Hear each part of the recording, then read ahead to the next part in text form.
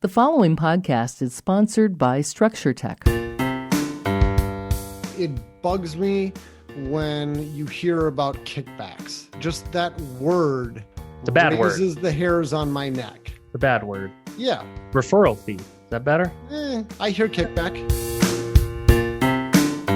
Welcome, everyone. You're listening to Structure Talk, a Structure Tech presentation. My name is Bill Ulrich, alongside Tessa Murray and Reuben Saltzman. As always, your three-legged stool coming to you from the Northland, talking all things houses, home inspections, and whatever else might be rattling around up in our brain on a given day. We are very excited to have Kevin with us. Kevin's back from Spectora, and he is going to be talking to us today about home inspection software and a variety of other things. But we're going to dive into a very special milestone that Spectora has reached just in the last week or so. And Kevin's smiling. You can't see him smile, but I'm going to let him unveil all of that. All I know is that's crushing it once we get to that point. And we're going to dig into some other things. It sounds, Kevin, like you guys are making some changes, some updates to the software. And I was hoping to dig into that a little bit with you today. So here it is, everybody. Kevin Wagstaff from Spectora. Sounds good. Honored to be back. I don't know how many repeat guests you have. Thanks for having me back. We're huge Kevin fans, Kevin. You know, Spectora fans. we just had the IEB Second conference, which Reuben, I don't know if you could ever make up the friendship that was made with me and your team. Maybe next time. Oh, so sad to miss it. So sad to miss it. Oh, There'll man. be more. There'll be more. Did you know that Kevin is like an epic volleyball player? Well, I know he used to play, but I didn't know he was epic. You're like almost pro level or something, Kevin. Well, Reuben, I played semi-pro basketball. That was my sport. So basketball was my main sport. And then I switched over to volleyball like about 7-8 years ago. Yeah. But no, the story, we were at the IEB conference, and my co-founder who got me into sand volleyball. So sand doubles volleyball. So there's only two of you out there. You have to cover the whole court. Really exhausting. A lot of people would not punish themselves in that way. When we were like, hey, Austin has a really cool sand volleyball scene. We have a few friends that moved down there. So we were like, hey, should we tack on an extra day in Austin and just try and find some good volleyball? So we actually reached out to a friend. He knew of another friend that was running a tournament on the south end of Austin at this bar that has sand volleyball courts. So we went down there and found some pretty high level sand volleyball at the end of the trip. And some people from the conference, Tessa, Eric, came out, had a drink at the bar and watched, and we all kind of hung out. It was a really cool environment. Oh, I didn't even hear about this. So, Kevin, you and your brother played, and how many people were you guys playing against in that? So it's like a 16 or 20 person kind of tournament where you do like a round robin, you play against everybody, they keep track of points, and then they rank you. And so it's this kind of like King of the Beach format. And it came down to the final two players, and guess who they were? Oh, my. Kevin and his brother. Yeah. Had to play against Big Brother, and he beat me, of course, as he usually does. But it was close. Oh, he beat you? Oh, you know what? It was so tragic. We had to leave because our Uber came, and we didn't want to have to wait another hour for an Uber to show up. So we missed the final match between you two. It's so fun. Good And for you guys. Wow. a couple other IEB folks came out and hung out. And so, yeah, we'll do more of this stuff. Hopefully we can explore Austin some more. Did you bank some money in addition to the title of being the best sand volleyball players, not from Austin? Yeah, I think Mike won $100. I think I got like 50 or something like that. You know, it costed like 30 something to enter. So it's more for bragging rights. Yeah, absolutely. Money. Sweet. That's awesome. All right. Well, Kevin, let's talk about this milestone. I mean, I feel like it's an amazing milestone knowing the industry. So why don't you unveil what you told us kind of in the pre-discussion? Yeah, sure thing. So Spectora software scheduling business tools reached 5,000 users, clients, as we call them, a couple days ago, which has always seemed like a distant kind of goal in the future, you know, kind of a thing we'd hit down the road. But yeah, super humbling. And anyone that's listening that contributes to that, thank you. I feel like I almost keep track and know of each and every one. It's impossible. I don't think I actually do, but it feels like it. So it's 5,000 kids in the family. yeah. That are all really great and deserve attention. That's absolutely amazing. I can't imagine all the work that's gone into that. And by my math, that's 1/5 of the industry. I think there's roughly 25,000 home inspection companies in the country. So, you know, you own it. And that's just fantastic. I can't even tell you how amazing that is. So, you know, it's such a combination of amazing early adopters and even like middle adopters and even, people like you all that continue to make it better. But like our team is just a group of people that come to work every day that are invested, that are smart, and they're working on themselves and they're driven, much like I know Reuben has said to me about his team and any really high performing team in our industry. It's like, it sounds cliche, but you really do gush when you're just like, holy crap, these people bring it. And I feel like, from day one, Mike and I, gosh, we wish we could just clone ourselves. And it's like, in the best way, it feels like it's happening where there's people that are doing it better than he and I did. Since I've been out of the field since like last March, I mean, I haven't really had a ton of Spectora time myself, but from, all the interactions I've had with the other inspectors on the team and with Eric Hausman working on it and stuff, I know that your customer support is awesome and you're always answering all the questions that we have, fixing little glitches here and there that happen. But just meeting your team in person at IB was amazing. You have such a great team of people with such great attitudes and they're so helpful and smart. So I was just kind of blown away by just not only you, but your whole company. Well, thank you. I guess it's reciprocated because that conference was so special, just seeing those interactions. And our industry is really niche and weird. And like most people don't ever find themselves going down this rabbit hole. The levels to the home inspection industry and then the software within that and then IEB, It just all feels very weird to people when you tell them about it. So yeah, it's been a lot of work, but it's like kind of like anyone that's raised kids. It's like you see the results as they're happening and then they continue to grow and they kind of emulate certain things. And it's beautiful to see. You know what? Can I back up for a second? For anybody that's listening that didn't catch the earlier podcast we had Kevin on, go back and listen to that. There's great info in that. But for people that are just listening now, can you give us a little background on like when you started Spectora and how quickly you've grown and where you are today? Yeah. So we launched January 2017. So we're about 4.5 years old. So the year prior to that, Mike and I were talking to home inspectors, conceptualizing this, interviewing anyone that would let me buy them coffee to ask about their software. So I'd often drive to local home inspectors, like the Starbucks by their house, say like, hey, can I buy you coffee? It'll just be 10 minutes of your time. That whip out the laptop, show him a really janky version of Spectora and then ask him about his software. And so, yeah, that whole year was just doing that whole hustle of finding out what pain points were. We were so naive because we didn't know the industry, which ended up being a positive. Yes. Because they would tap through their app and we'd say, oh, why does it take so many taps to do that? Wait, how many times do you do that thing in a given inspection?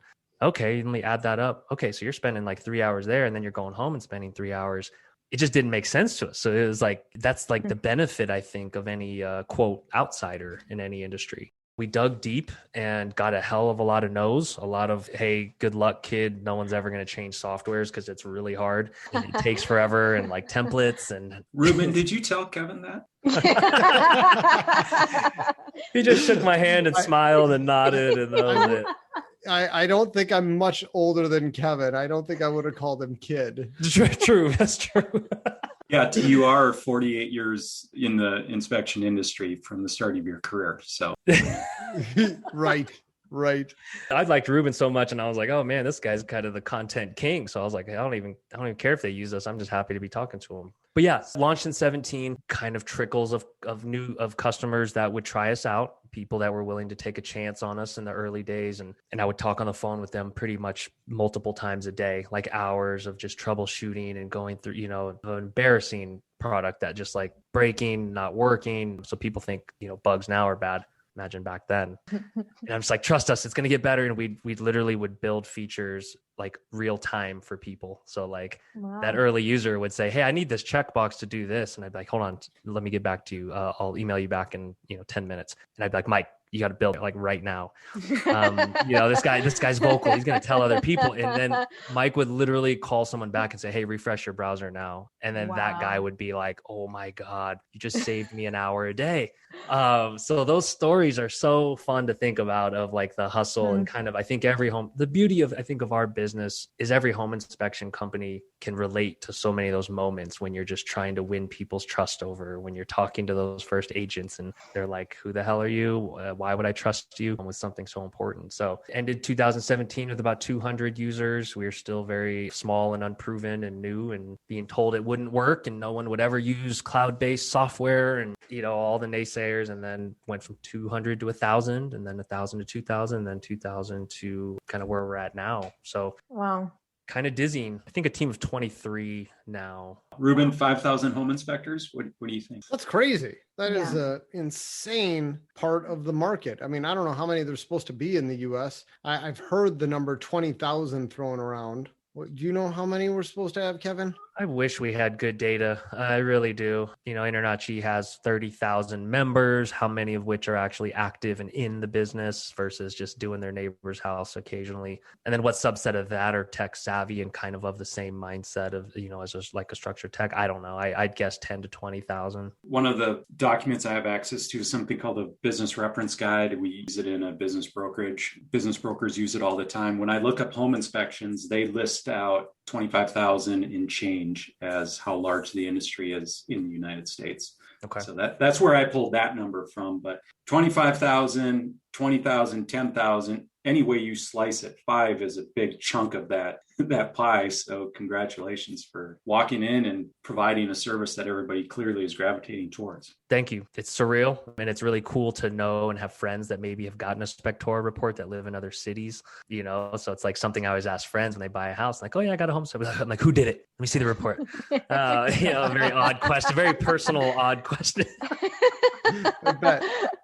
They're like, all right, creep. Like, so what does it look like on a daily basis as far as upgrading or updating the software? I assume this is a constant process, but what are the greatest gadgets you're rolling out in the current version? Or, what are you working on now that's going to really turn heads? Well, what a wonderful question. So I'm going to start with the day-to-day, just kind of as almost a PSA in the fact that just like a house, you think there's only a couple main things to worry about. You're like, okay, as long as your HVAC and your water heater and the appliances are working, it's all good, right? It's like, no, there's so many little nooks and crannies and like we're literally fixing something daily or adding something daily. So I think for everyone that thinks software is like build it and then like I'm just sitting on the beach somewhere, it's like, no, every single day there's issues. There's people that have one-off issues that we're putting Band-Aids on. We have 5 developers, about to hire 2 more because there's just so much work to do in terms of patching up bugs, adding features. We have 3-week sprint cycles where we work on stuff every day to release it every 3 weeks. And so we do like a bug sprint cycle where despite, people saying, oh my God, I've been reporting this bug for 3 years. Why can't you just fix it? That kills me to hear. I literally will call people and say like, let me apologize first of all if you're not feeling heard, because that sucks to tell someone something's wrong for years and not have it fixed, or a feature that they've been requesting since day one. Some remember the days when we would do it in real time, and that's tough because it's like, hey dude, we literally can't just change the whole software for all these huge companies. So you can't listen to 5,000 requests and answer them all immediately anymore. I almost hesitate to tell people how many feature requests and bugs we have at any given time, because it's like not their problem. Like I want to have empathy in their shoes for what they're experiencing, right? But we get about 100 a week on average, 100 feature requests a week, and that can be on the low end. It just shows you the variation, right? Of like, a guy in Utah versus what Structure Tech does could have a very different idea of what could speed up his day or how his presentation could be different. But I will say, I'll just share this. After we did the last podcast, I don't remember when that was. It was kind of after we had stopped hitting record, we were chatting about something. And I was like, there is something I wanted to ask you about, Kevin, because I can't understand this. And it had something to do with the way you view photos and you download photos. Mm-hmm. And you're like, yeah, just do this. And I'm like, well, but if I do that, it does this. And you're like, it shouldn't do that. We're on this. And you must have had it fixed by 6 a.m. the next day. It was just, you saw that it didn't do what you knew it should. And man, you guys had that fixed so fast. It was like lightning speed. I remember that. I could not believe it. That knocked my socks off. And the thing is, I don't tap around the app as much anymore, and so it's just like, that's like a little baseboard in a room that's like coming off, and you walked me to it and it's like, oh, wait, that's a big deal. That affects everybody. Yeah, let's prioritize that. And fortunately, I have the voice in the company to say like, hey guys, let's prioritize this. Reuben's kind of a big deal for one.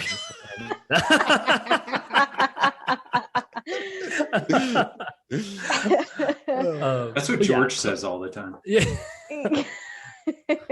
We need to get shirts that say he's a big deal. Reuben is a big deal. I would wear that. I gotta go. See you guys.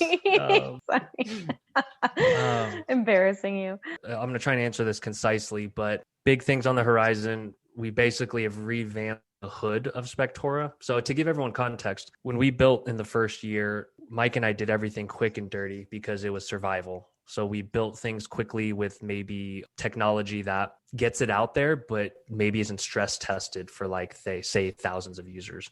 And so there's a lot of tech debt that was incurred. So a lot of what we've been doing this past 6 months is rebuilding the core tech underneath the hood, like the engine, like upgrading the engine basically to say, okay, if we double again, could we handle this many reports all syncing at once and data flying all different directions? So really, it's so much work that no one will ever see, but it's the stuff that in a year from now, when you're just humming along, without issues, that's kind of what we're future proofing against. So it's very unsexy and very not seen, but it's part of the journey we took, because if Mike and I built from the beginning very careful and very future proofed, we would have moved way slower. We may not have been able to hire the team we've had, grow to where we can grow, start thinking about the next generation of tools at this point. So it was a trade-off. I just a quick side note, Tessa, does this make you think about the education platform for home inspectors that we're looking at developing? I was just going to type you a private message about that, Reuben. Yes. Yeah. I just had to say it on the air. That's okay. Yep. But outside of that, I think the more fun stuff to talk about, new mobile app with a redesign and basically an upgraded framework that anyone that's ever had sync errors or discrepancies when they're doing, multiple inspectors on a house. There was lots of stuff with our old tech that was hard to explain, that core technology wasn't being evolved and worked on to get to a point where we needed it to be super resilient. So we switched technologies on the mobile app, and that's what we've been building. That's what's going into alpha and beta testing in the next month or two. So we've literally had 2 developers working full time on that. And that's again, tech debt. It's I wish it was just build it once and it's fine forever, but it's like all this money and effort has to go into just making it work in the future, which is the part I think most don't understand, or probably, they shouldn't understand. It's not anyone's expertise. So new mobile app's going to be cool. I think it's going to enable us to bolt on and add features quicker, be more agile with adding stuff into the mobile app. So there'll be cool stuff like calendar views in there and, accessibility stuff with just the design of it's going to be a lot like easier to see in the sun and certain screens and pages in there. So Eric will geek out over all of this. I promise you. He's working with James. Yeah. Yeah. He's sitting there trembling, so excited listening to this, I'm sure. Yeah. Kevin, when you're optimizing a program like this, I imagine battery life on a device comes into play, or does it? And it does. The original kind of engine under the hood, when you built it, did you consider battery life? And at what point did you realize, we got to begin to optimize this so it's not killing the battery inside a phone in 25 minutes? That seems like a very non-technical question, but I bet you it's way more technical than anybody would ever think. Yeah. And it's one of those things we wouldn't experience just by testing it. So like when we built the original mobile app, we're clicking through it, making sure everything works. That's great. But did we ever spend 2.5 hours 3 times in a day without service, with it just getting hammered on LTE? No. And so we would just listen to our early users basically that say like, guys, this is killing my battery. What do you recommend? So early on, people had to get like the backup battery packs just to kind of charge in between until we started to look at our sync process and make it more efficient. So every time you hit save or sync in the app, if it's literally scanning everything you've done, that's just processing power that's going to drain it, right? And so a lot of it was kind of going to our core kind of save sync logic and saying, okay, can we basically, if someone comes up and tells you a story, they've already told you the first 2 parts of the story. They don't need to repeat it to you. Just tell me the end. It was like telling the app to say, okay, just go to the end. We know you've already saved all this data. Just go to what's been touched recently since the last save to preserve battery life. So like that gets kind of technical, but that's one of those things that takes so much more thinking through and development than people think of, just the sync logic of like what happens when you literally press that sync button. all the little zeros and ones that it takes to get that information to the cloud, down to the report, sent to the agent. They open it. It's got to all show up. The fact that this can all happen in a day, beyond me. How do you sort through all the if-then scenarios? Segmenting, basically throwing things into small containers to where it's like digestible, and we can look at one section of the app. We can look at just that code that does one thing that sends it somewhere else. So it's really distributing it out. One of the other cool features and things of the future, though, came up at the IEB conference. You know, there was so much conversation about the future of the industry and how to empower companies to kind of control their own data and, you know, everything Mike and I talked about in the session. So I think future features around having home inspection companies kind of be the hub of the homeowner and kind of be the quarterback of all these services and products getting purchased. Huge concept, huge, you know, probably $1 billion kind of implications. That kind of stuff is what we're thinking about, kind of trying to like plan for, and trying to just see how we can enable that is a big deal to us. Wow. You see the home inspection software as being the vault on a home in perpetuity. And I know there's other programs out there that are trying to store house data. So when from one owner to the next, it's not dropped or lost. Do you see the software becoming a vault of sorts? Good, potentially. You know, the Carfax of homes or whatever is something, you know, Mike and I threw around 5 years ago, and we were like, wow, why isn't that a thing? Obviously very difficult with how fragmented, you know, home data is and different sources, and everyone's trying to win that game. So to be determined if that ends up being a thing, as something we pursue, or if it's more of, hey, homeowner needs warranties, insurance, plumber, HVAC.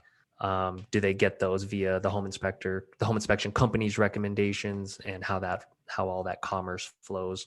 That part is interesting, because what's a homeowner to do now, right? They ask the home inspectors, I don't know, Google it, or, you know, I don't want to be on the hook for that. And then they go Google it, it goes somewhere else.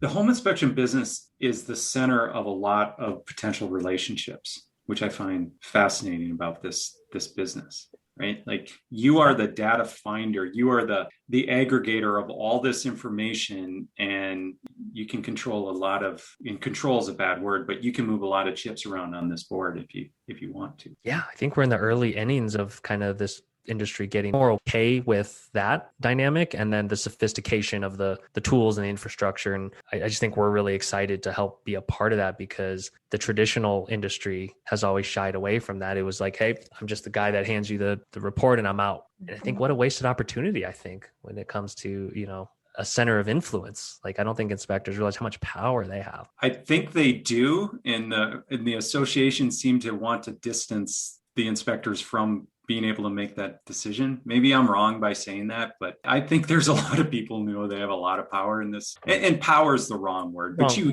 get what I'm influence. saying. Yeah, there's a lot of influence in here, because you are a trusted third party, and the client turns to you immediately and says, what would you do? And you're like, I'm finding facts right now. I'm collecting data. I'll tell you at the end. I'll give you my whole opinion at the end. Right now, it's just a partial opinion. What's on the horizon for all of this is really mind-boggling. Yeah. Tessa, what were some of your takeaways from that? Because I think it blew some people's minds at the conference that had never thought about it in this way. You know, I guess that was kind of a whole new world I hadn't really spent too much time thinking about, you know, just the other opportunities that there are in this industry that we haven't, you know, taken advantage of. We've got such a narrow view of like what we do. It's just, you know, our head is in kind of like this little bubble, focusing on just delivering an inspection report and, you know, delivering the facts and all of that. But there's just really so much more to it that it could be. One of the biggest takeaways, just like processing this like for days after the conference, is just like how our industry is changing and will continue to change. And, you know, who knows what the market's going to be like a year from now, 5 years from now, 10 years from now. Is the inventory going to increase? Is it going to decrease? What kind of buyers are going to be out there? And really starting to kind of think about the future of this industry and where there would be a place for us. And I mean, as I was kind of thinking about it, it's like, you know, I don't think we'll have like a guy in a tool belt who walks through a property and like clicks on all these things and writes a report for a house in another 20 years, 30 years. It's going to change completely. So it's just really kind of I think it was fun at that conference being able to just brainstorm with other people in the industry from like the tech side, from the marketing side, from the actual, all these different perspectives, and think about these potential changes that are coming down the road. That's not a very specific answer. That's very broad, but it was a fun exercise that we did, I think one of those last days of the conference. I mean, it's part of IEB's role is leading these conversations, and I think thought leaders in the industry, like the biggest companies, the IEBs, we see ourselves as being in that circle of saying like, let's throw things out there because we have to be prepared. Like sometimes it's ridiculous, hypotheses that may or may not play out, but we can't get blindsided because all of our livelihoods are dependent on this industry growing and thriving, not shrinking. Right. And I think part of the risk is that there's transactions getting sucked out currently by the open doors of the world, by the companies that are taking away business. And I don't think any of us want that. Yeah. If a human has a medical record that's attached to them permanently, it feels like a house in a way should. And a home inspector might come in and just play a part in updating that medical record of the house, so to speak. And the whole real estate transaction I find very interesting because it's all based on trust. And the person you're trying to trust is the person who wants the most from what they're selling. And you're hoping that everything you're being told is exactly the way it happened while they were in this house. Mm-hmm. You're like, okay, it'd be nice to know the actual material. Material's a wrong word.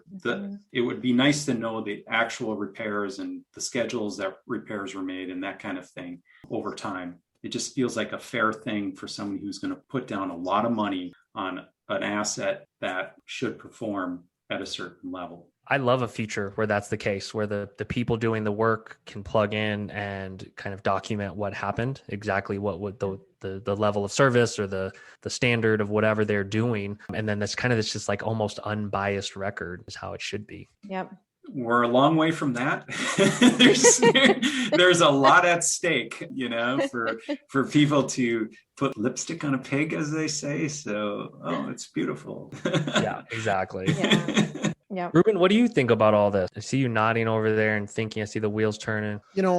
Something that I've been hearing from IEB for a while is that a potential future for the role of the home inspector is where the smallest amount of money any home inspection company is going to make is going to be on the home inspection itself. And it's almost like you're really not even going to make money on the home inspection. Even the idea that a home inspection is going to be a loss leader, and that really the place where you're going to make money, I don't even want to say this out loud because it bugs me. Maybe I'm not saying it right, but the thought that I've heard, this idea that I've heard, is that it's almost like the biggest way that you're going to make money is by controlling data.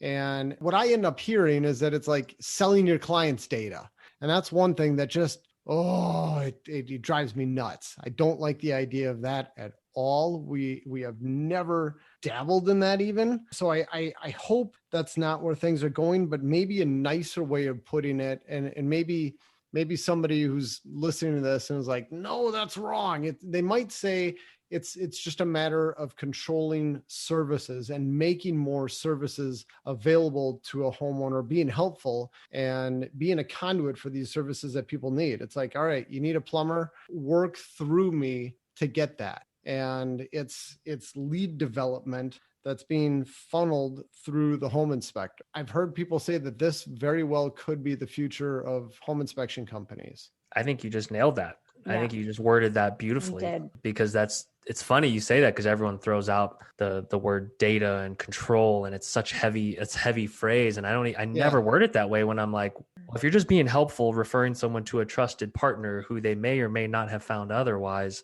that feels pretty ethical and good to me. It just from like if I'm literally coming in blind and I'm like, oh, so an HVAC company that's 5-star Google, hundreds of reviews, that's really good. I'd rather you tell me to go use them than I could just not search. Like I can just go right to them. Yeah. Right. And that's what we do today. We already do that. But then the idea of monetizing that, where I get a piece of that, just feels a little bit unethical or sneaky to me.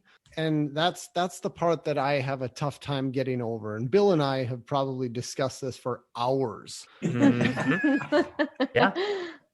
I don't know what the right answer is here. I think the right answer is transparency. If you tell people what your relationships are, it's up to them to make their own decision. But one thing that a home inspector can do at a very high level is be a communicator between the homeowner and this other vendor who needs to provide a service. And so instead of you telling the homeowner, oh, go call this company, you can say, give them this information. This is what I found. They can read what a homeowner didn't try to explain to them on the phone, and they can understand quickly what problems they're coming out to resolve. And it feels like there's a lot more trust in that than there would be in just the homeowner calling a vendor. They come in and they look around and they're like, well, and it just seems to cascade from this is what's wrong to this is what we could do. And what's wrong costs X, and what we could do costs X times 4. And then now you're in this place where people lose trust. And so I think home inspectors can be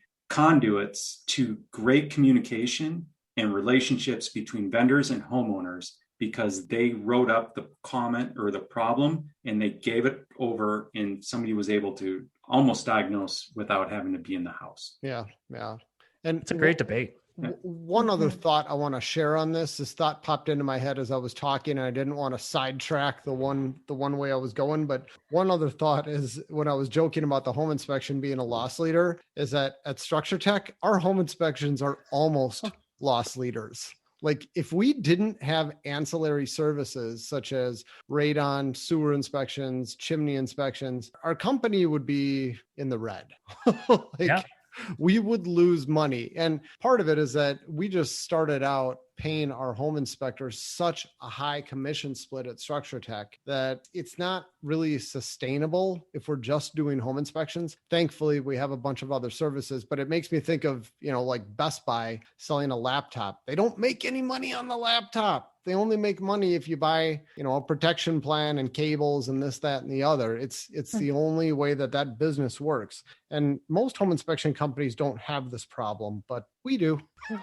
Great problems to have. On the monetization thing, I want to dig into that because I'm so fascinated by it. Just having worked at Home Advisor, right? And seeing the value of leads and lead generation and what contractors often pay for different kinds of leads. So Reuben, is it because it's such a local kind of personal thing? It's like a company that could be down the street from you all, or it's someone that or is it just the fact that you don't want there to ever be an illusion of maybe the home buyer saying, oh, they're getting a kickback?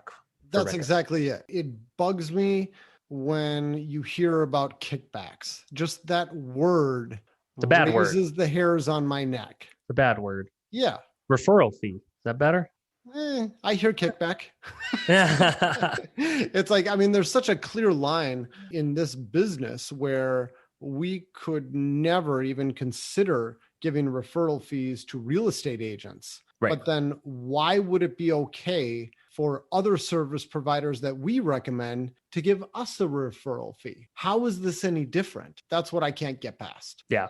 Yeah. And it's like monetizing the trust, almost the relationship. That is a great way of putting it, Kevin. Yes. Yeah. And some people say, I built up 20 years of having great reputation and service, and these companies would pay for these leads at Home Advisor. So they, it's got to come from somewhere. And others say no, that it's not worth it. And, it's not something that should be there. So it's fascinating, because in the warranties and insurance space, everyone seems to be okay with it. And so it's interesting to me how, if it's like, say, Progressive or State Farm, if they were going to Google it and get that insurance anyway, would it have been okay if you were like, oh yeah, you can just get a quote here, I have a relationship with this insurance company. Everyone hates insurance companies. Is it okay to get a referral fee from them? That's a fascinating question. Those are the things we're asking home inspectors. I just want to know. Yeah. And I don't think we have an answer to this. As we're discussing this, I remember the first time I did your podcast, Kevin, before we even had a podcast, I remember in the middle of it, you were telling me, I always like to think of the title at some point during the podcast. And you announced the title of my podcast during it. And I was like, that's genius. And I think I just figured out the title of this. We're going to say, are kickbacks ethical? I think that's a good question. The hard part is me always typing down the nugget that someone drops when I'm like, oh, that's the title. I got to type this out. But if people get a fair price for whatever repair, and whoever did the repair did a great job and they stand behind their work, I don't see the problem with these kinds of relationships. Because if advertising is paid to an agency, let's say, or a referral fee is paid to a trusted source, it's still money that's going out of that vendor's pocket. So it's not like the price of the service goes up. They're going to spend that money either way. Yeah, it's Fair point. It's being paid there, or it's being paid to a salesperson. Right.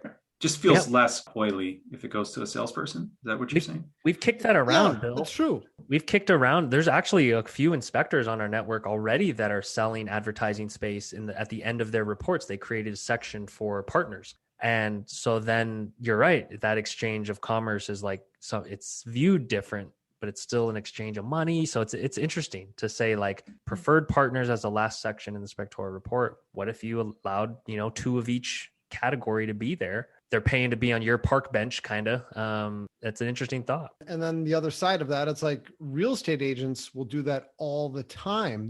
They will have preferred partners, and the home inspectors have to pay a boatload of money to be Be on that list. quote unquote preferred partner. Why are they preferred? Oh, because they write us a gigantic check. That's the transparency thing, Bill, right? So it's like if the transparency is like we partner with this HVAC company because they're the best in town. Right. And they give us a big check. And that's exactly.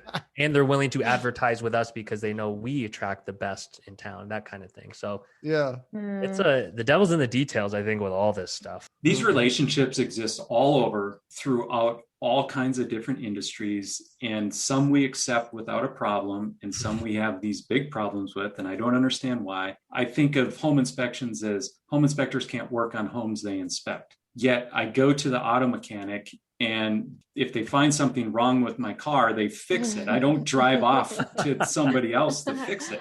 Fair point. Yeah. Very fair. I just picked up my car from the mechanic and I was thinking about this dynamic and I was explaining it to my daughter who's 14. And I'm like, I was just testing her knowledge where I'm just like, let's talk about incentives for a minute. So like, do you see any issue with the person calling out the problem also being the one to fix it, especially coming out of a pandemic when people weren't driving? So it was a fun conversation. Right. It gets you thinking. And those are fun conversations with young people because it hasn't entered their mind yet. Right. I've got a 17-year-old daughter and we've scratched the surface on some of these more adult conversations sometimes. And I really, really enjoy it. But. And is it our place as an industry to care what the home buyer is going to do anyway? Like you said, if they go to Yelp and they get they have a terrible experience, is it still like, yep, I was done with them when I handed them the report? Or do we know we can find a better relationship? Or if they go to a home advisor and just have a terrible experience? Because like they're going to go find that flooring company one way or another. That's exactly right. You nailed it. If we can get somebody there quicker, faster, more affordably, and there's more trust in the whole system, I love that. But we could debate this all day long. We've been on this podcast now for, 45 minutes. We should probably consider wrapping things up here pretty soon. But Tess, I know you've got something to say there. You were just about to. Oh, no, I was just laughing because I'm like, Reuben, you could be full-time just a vetting service, looking for good quality companies to partner with, because I know you love doing that. Didn't you just vet about 10 different HVAC companies for your own house? I spend a fair amount of time vetting people to see if I even want them on our list or not. Absolutely. Part of me spend a ton of time doing this. Reuben, part of me thinks for the trust and the amazing company and the people and everything that's gone into everything that Structure Tech is, part of me is like, hell yeah, Reuben's company should get paid for that trust that transfers to these other companies. I could be swayed either way. I love debating both sides. So. That's right. Yeah, I'm glad we don't have to decide this today. They're fun conversations to have. So we noted at the beginning of our podcast that Spectora is crossed the 5,000, home inspection company mark. But one thing we at Structure Talk have crossed the small milestone ourselves. This is podcast episode number 100. So we are.